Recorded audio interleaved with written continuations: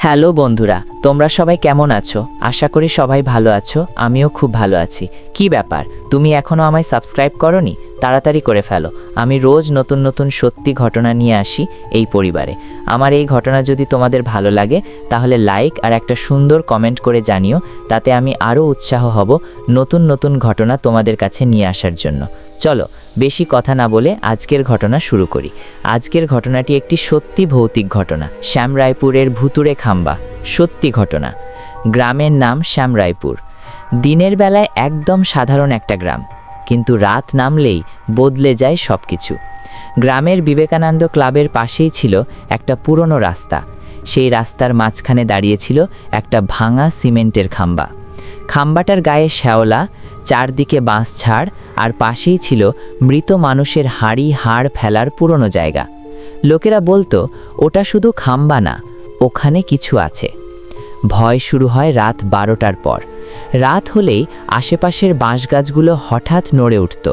হাওয়া না থাকলেও হুড়মুড় করে একে অপরের সাথে ধাক্কা খেত বাঁশগুলো। আর সবচেয়ে ভয়ঙ্কর ব্যাপারটা কি জানো?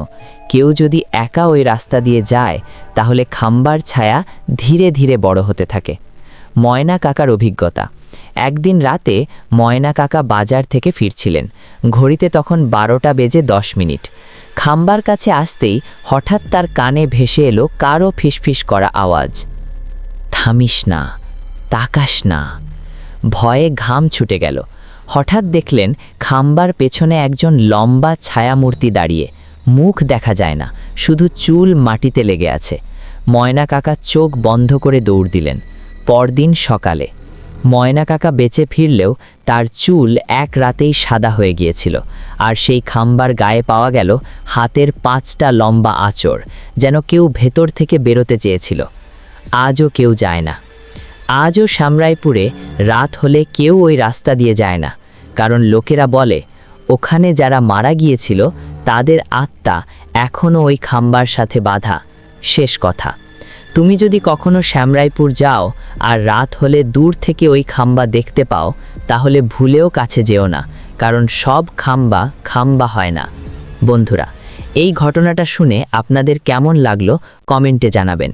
ভিডিওটা ভালো লাগলে লাইক দিন, শেয়ার করুন, আর এমন সত্যি ভৌতিক ঘটনা পেতে চ্যানেলটা সাবস্ক্রাইব করুন। আপনারা যদি আপনার রিয়েল লাইফ নিয়ে কিছু কথা বা রিয়েল স্টোরি বলতে চান তাহলে আমাকে ডাইরেক্ট ডিএম করতে পারেন, না হলে আমার ইমেল আইডিতে ডাইরেক্ট স্টোরি লিখে পাঠিয়ে দিতে পারেন।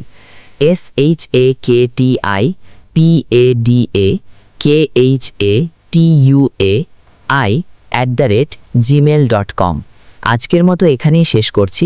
আবার ফিরব কোনো এক নতুন কোনো রিয়েল স্টোরি নিয়ে।